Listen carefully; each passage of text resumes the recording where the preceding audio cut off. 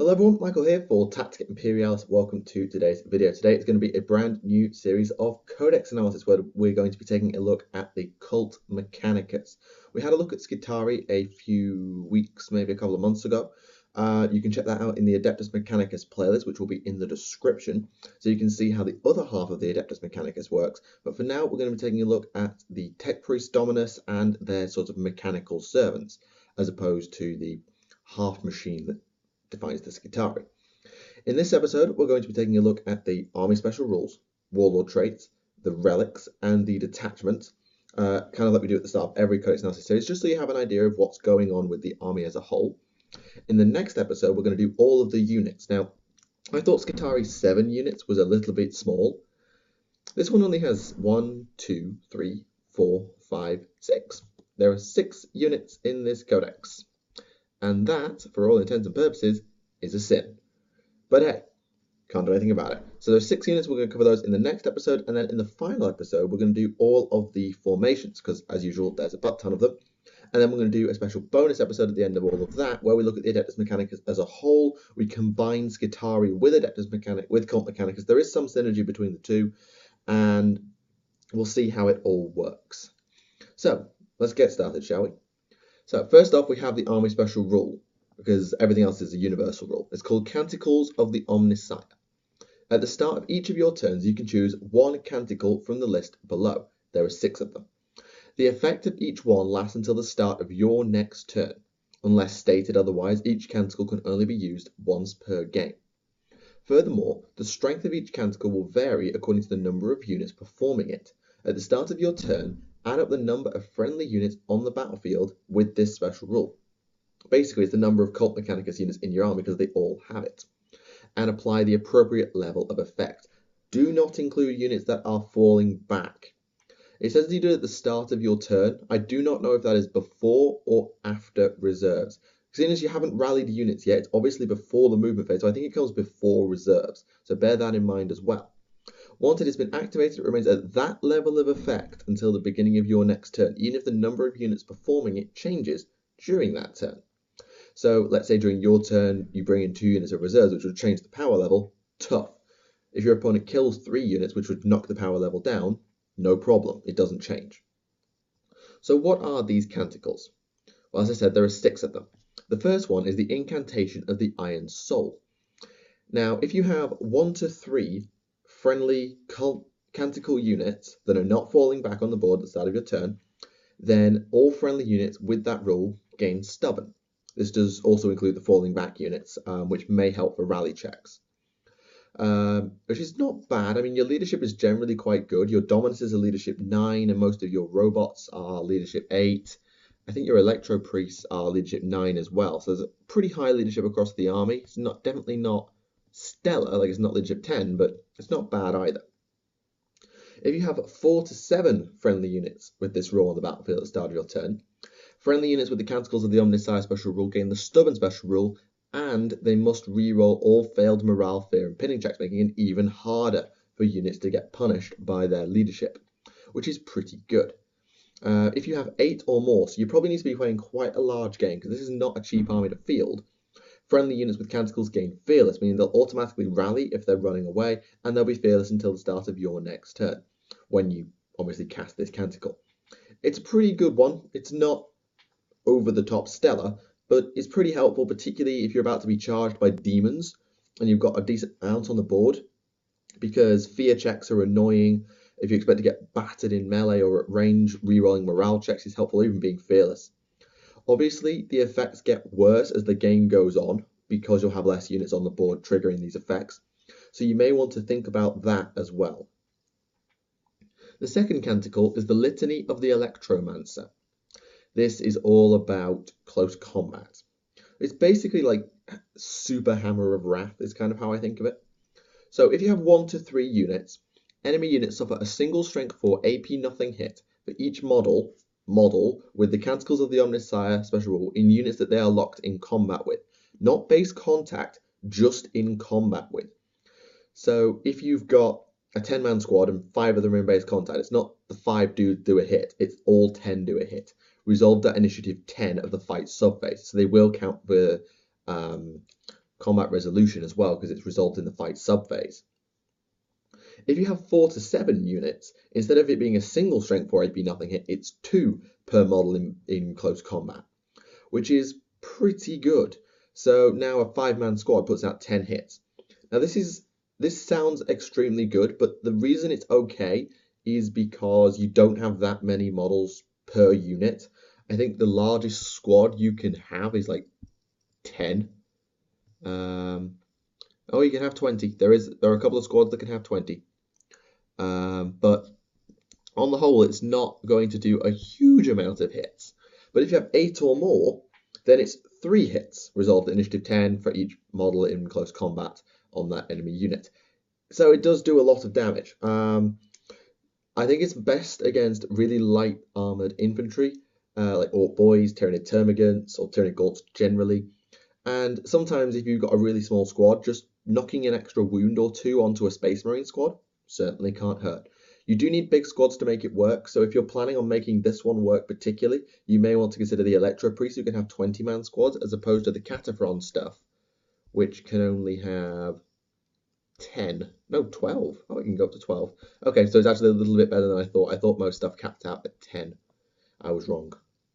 So it's a pretty good canticle, but you've got to time it right. And remember, if you don't put it on preemptively, there's a chance you get punished.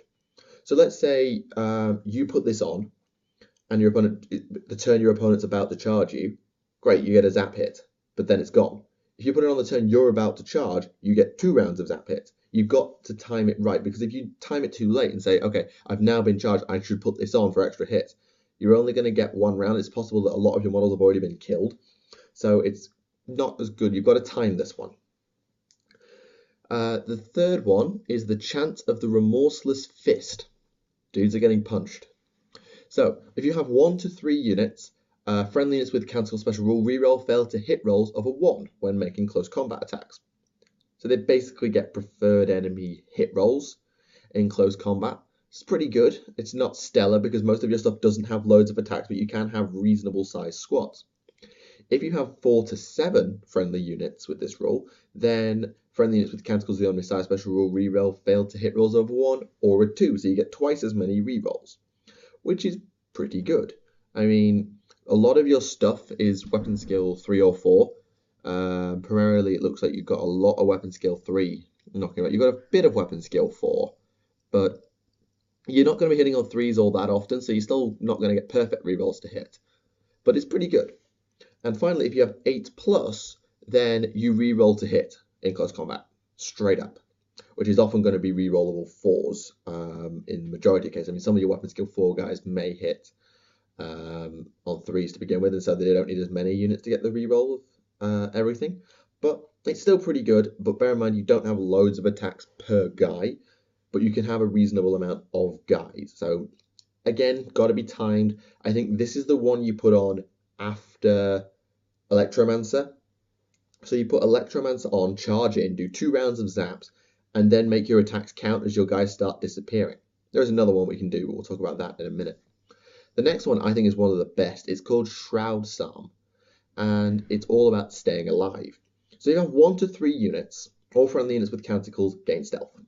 6+ cover save in the open, 5 up in a crater, 4 up behind a unit, 3 up in a ruin, and +1 to all of that if you go to ground. Pretty good.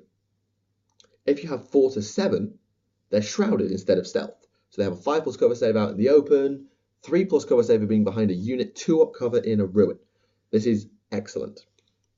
And if you have 8+, then they have stealth and shrouded, which means that every single unit in your army, bare minimum, has a 4-up save, a 4-up cover save for a round. It's only going to work for 1 turn because it's going to go off in your turn and then last through your opponent's turn, so they're only going to have 1 turn of benefit rather than the 2 turns that a lot of these can give. Sort of like the close combat stuff, the zap stuff, the fearless stuff. This one only works over 1 turn, that being your opponent's that follows. But if you need to stay alive in the early game, let's say you're running at a Space Marine battle line or a guard line, it's pretty good just to have a 4+ cover save all the time. Of course, some weapons say high, primarily Tau if I'm honest, but it's pretty good nonetheless. The next one is Invocation of Machine Might. This is the other one that you can use as opposed to Chant of the Remorseless Fist, or maybe use it later, because this one is also about punching things in the face. So if you have 1 to 3 non-falling back friendly canticle units, then they add +1 to their strength. Now most of your stuff is strength 3 or 4.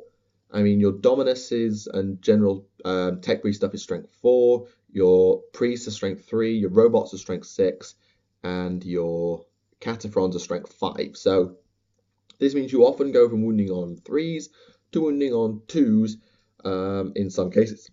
In some cases it goes from wounding on 4s to wounding on 3s, or even 5s to 4s. It's pretty good. If you have 4 to 7 friendly units, they get +2 strength, which is pretty good because now everything is bare minimum strength 5. A lot of your stuff now is strength 7 or above, and your Castellan robots, are strength 8, allowing them to instant kill Space Marine characters. They don't have loads of attacks for it, but it's still a thing to bear in mind. And if you have 8+ friendly units with canticles that are not falling back at the start of your turn, +3 to your strength. This means that your basic troops, your troop choices, your Cataphron Breachers and Destroyers are strength 8 and are one-shotting Marines for days. Your Tech Priest Dominus often wields a power axe. I think his base equipment is a power axe anyway. I'll check. Yeah, his base equipment is a power axe. So if he's striking at strength 8, he'll be striking at strength 9 even, which makes him really quite hitty. And even your Electro Priests, your basic sort of humans, are strength 6, which is pretty good. You're winning on 2s against almost everything. So that's pretty good, but you've got to time that again because you don't have loads of attacks. It's just about making them count. Finally, we have the Benediction of Omniscience. So this is sort of the counterpart to Chant of the Remorseless Fist because it works at range. So 1 to 3 units, you reroll hit rolls of 1 when making shooting attacks. Pretty good. I mean, your ballistic skill is often knocking around 3 or 4. 3, 4, 4, 3, 3, 3, 5. So yeah, that's not too bad. And you can see where this is going. You have 4 to 7 units, you reroll hit rolls of 1 or 2. Which is not bad. It's actually really good because you've got some stuff that is ballistic skill 4, so that's basically twin linked. And 8+, you reroll all failed to hit rolls. So what you can see with the canticles is they work better as the army gets bigger, which is something that maybe Skitaari's Doctriners don't do, because sometimes a huge army-wide buff on Skitaari, only certain units need it. Whereas this doesn't punish you too heavily. There is no punishment to these as opposed to the Skitaari Doctriners. They're just good. I think what you've got to do with these is just learn to time them so as you can use them correctly at the right time. So using Incantation when you really need it, using the Electromancer before you go into melee, using Chant of the Remorseless Fist or Invocation of Machine Might at the right time for vehicle popping or making your hits count. It's all things you've got to just learn. Next up, Warlord traits. So if you are a Cult Mechanicus Warlord, you can use this as opposed to the rulebook. So the first one, you get Eternal Warrior on your Warlord. Now your guy is toughness 4 with a 2-up save and a 5-up invuln. And 3 wounds, I think. It could be 2. I think it's 3 wounds. We'll cover him in the next episode. So your Tech Priest Dominus gets Eternal Warrior. Not stellar, but not bad either. He also has Feel No Pain. I think this is why it's important because it means that against the high strength stuff, you still get your Feel No Pain on top of your invuln if you have Eternal Warrior. So it's pretty good. Number 2, Artificer Armament. 1 weapon carried by your Warlord becomes Mastercrafted. Note this cannot be applied to a relic. So just pick a weapon. We'll cover the weapons next time. So you can just have a look at those and think, I have a 1 in 6 chance of making one of these Mastercrafted, and then just think about which you want. 3, Masterwork Bionics. Your Warlord can reroll failed Feel No Pain rolls. Useless against anything that's strength 8 or above. But you basically, if you're taking an AP2 hit, like from a plasma gun, this basically means you can roll 3 dice, and if any of them is a 5-up, you're alive. It's pretty good. But as I said, strength 8 is quite prevalent, so there's a chance you won't get this one to use at all. Next up, Archaeotech Specialist. This is kind of terrible unless you're playing a certain game. When your Warlord or his unit discovers a mysterious objective, that's the catch. Instead of rolling to identify it, you can choose what it is instead for the rest of the game. So if you need some Skyfire, nice thing to have. A Grav Wave Generator right before you get charged, pretty helpful. Scatter Field, not bad.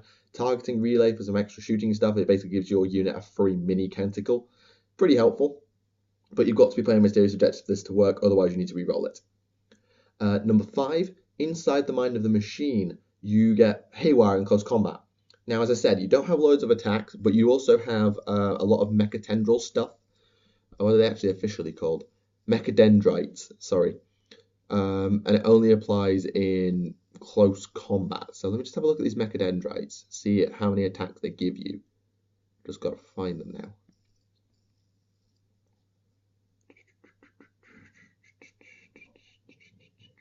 There we go. No, that's not really that helpful. Gets you... Yeah, it doesn't really do all that much for you because you have a Haywire weapon anyway. So it's kind of bad, this one. Ignore, reroll quite often. Although Power Axe with Haywire, no, just bad. Leave it. Number 6, Layered Psalm Code. When you choose a Canticle, your warlord and his unit always benefit from the top level, i.e. the 8+ effect, irrespective of the actual number of friendly units currently on the board. This means that your warlord trait becomes, for one turn, your unit is fearless. For one turn, you do 3 strength for AP nothing hits for each model in close combat. For one turn, you reroll to hit in close combat. For one turn, you get stealth and shrouded. For one turn, you get +3 strength. And for one turn, you reroll to hit when shooting. It's really quite good in small games, but in big games, it's kind of less relevant, particularly really big games. I mean, in medish games where you're playing with like 10 units, yeah, it's good because it means that when you get later in the game, you can afford to have the really good Canticles left behind because you'll always get it when you really need it. It depends on where you put him as well. You've got to think about that as well. So, interesting set of warlord traits. Are they better than the rulebook ones? Debatably. I mean, the best ones would be Eternal Warrior and rerolling Feel No Pains and the buff to your Canticles. But there's 3 pretty meh ones there, and one of them that's potentially completely useless if you're not playing Mysterious Objectives.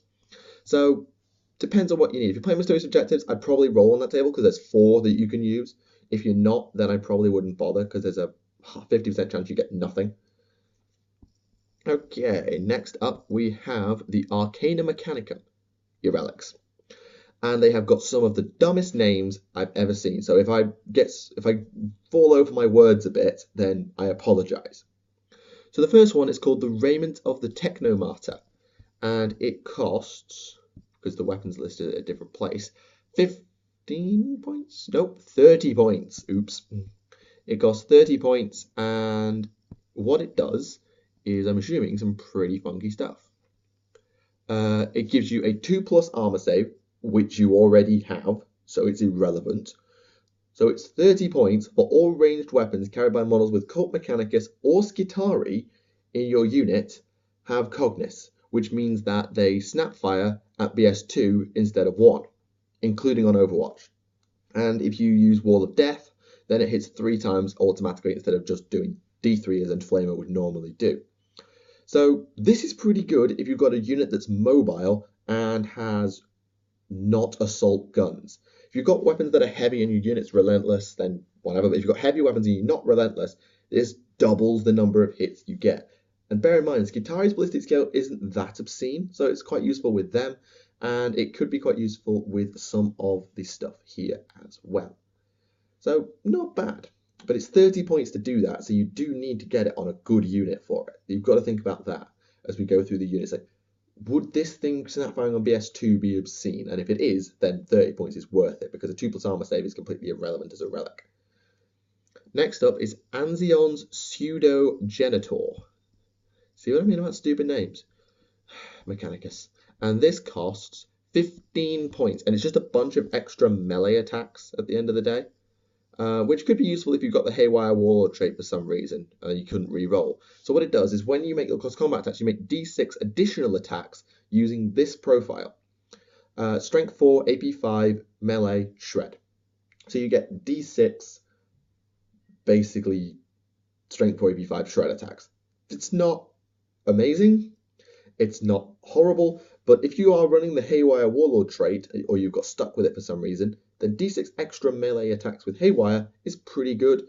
But note, this isn't buffed by the strength buff from the Canticles because it has a locked strength. It's not based on the user's strength characteristic. It's locked at strength 4. So it's pretty good, 15 points.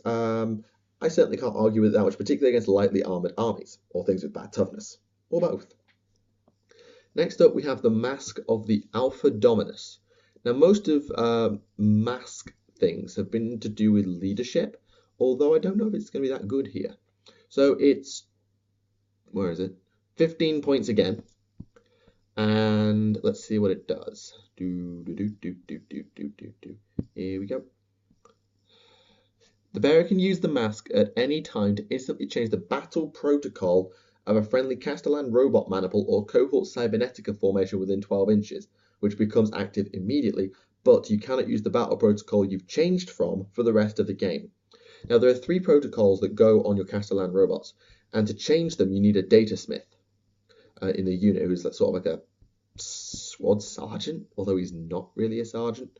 So you start off with Feel No Pain, and you can change it if you have a data smith in the unit, which becomes active at the start of your next turn. So you, at the end of any turn, you can choose to change a protocol. And if you do, it becomes active at the start of your next turn. This allows you to change it immediately, but you lose what you used to have. So you start with Feel No Pain, but you can have double attacks but can't shoot, or double fire carapace mounted weapons, which is in the basic case an Incendine Combustor, whatever that is, but you can't move. So let's say you don't need Feel No Pain.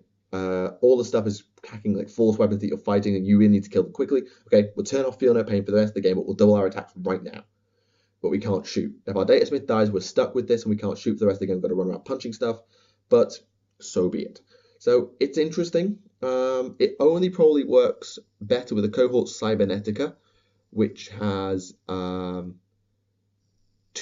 robot maniples and everything, and you have a Dominus that counts as a data smith, but that doesn't really matter, because if you have a cohort cybernetica, the protocols take effect at the end of your turn immediately, so into your opponent's next turn rather than at the start of your next turn. So okay, 15 points to do that. I don't know how good it is.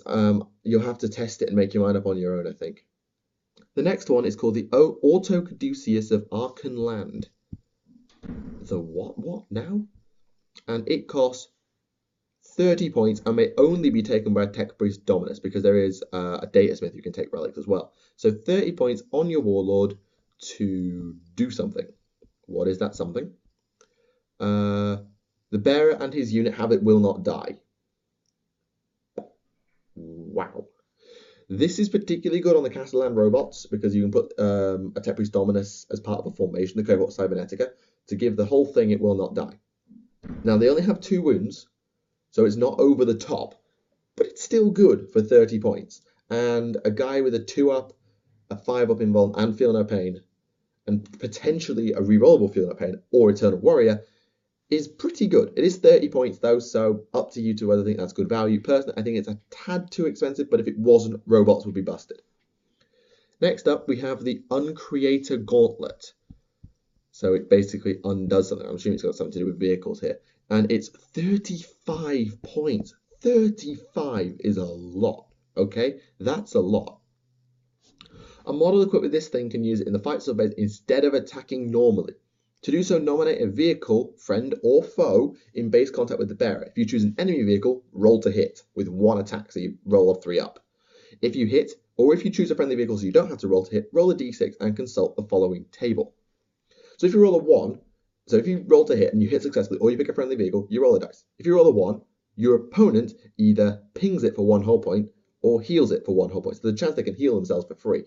You do get invulnerable saves against this whole point ping. So if you pick a friendly vehicle and you roll a 1, he pings it. If you have an invul, you can try and heal it or stop it. If you roll a 2 to 3, you choose whether to ping it for 1 or heal for 1, which is pretty good. Again, invulnerable saves are allowed. So if you're trying to ping that Defiler down or that Helldrake down, actually no, you'd have to be in base contact with a Helldrake. That doesn't happen. So yeah, it's interesting. Ping for 1, heal for 1. If you roll 4 to 5, it's D3. So you either heal for D3 or ping for D3.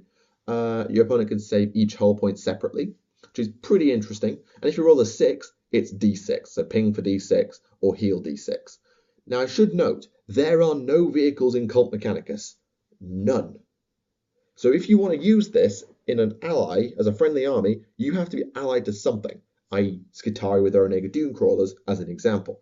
So it's mainly going to be used as a ping, and your opponent can still save it, and there's a chance that they get to heal. So is it that good for 35 points? It's a better repair mechanic for things like rhinos, but would you pay 35 points for this effect on a Land Raider? That's a question. You probably would, to be honest. No, you wouldn't. No, you wouldn't. Of course you wouldn't. So realistically, you've got to use it to heal and to ping to get the value out of it. So, not sure what to make of that. It doesn't say you can be embarked on it either, so you've got to be in base contact, not embarked. I think there's a distinction there, so maybe it's pretty bad. Finally, we have the Scryer Skull Perspicatus, which costs 25 points, and again may only be taken by a Tech Priest Dominus, not a Datasmith.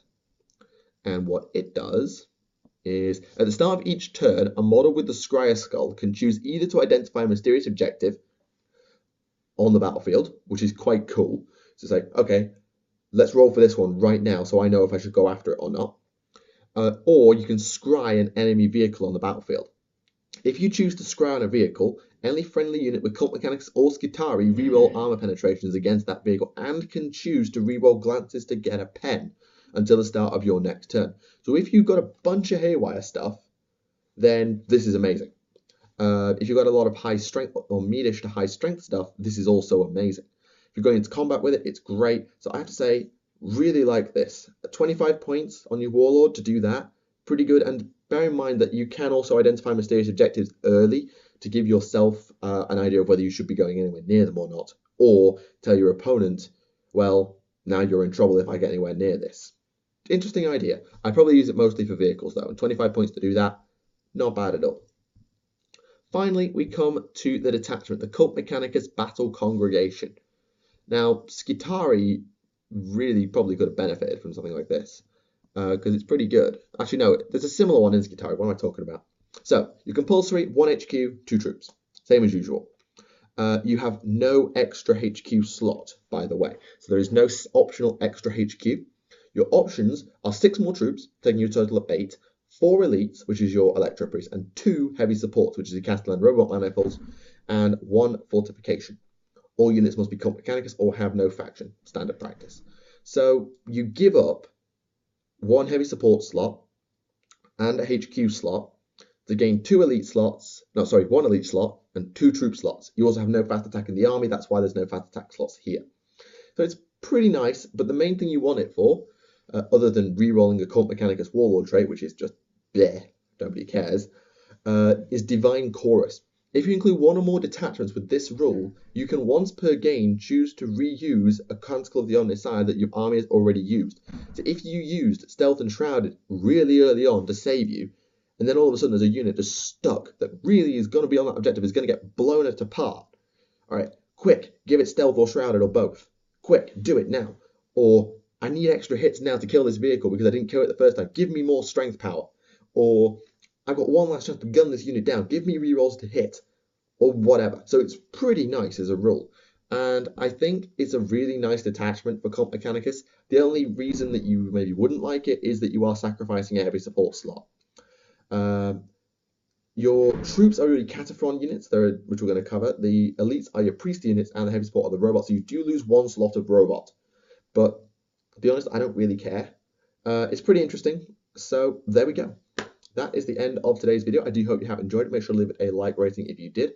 Leave any comments with your thoughts on the Cult Mechanicus stuff down below. It'd be interesting to get your opinion before we go into the review so I can address my concerns that you might have as we go along.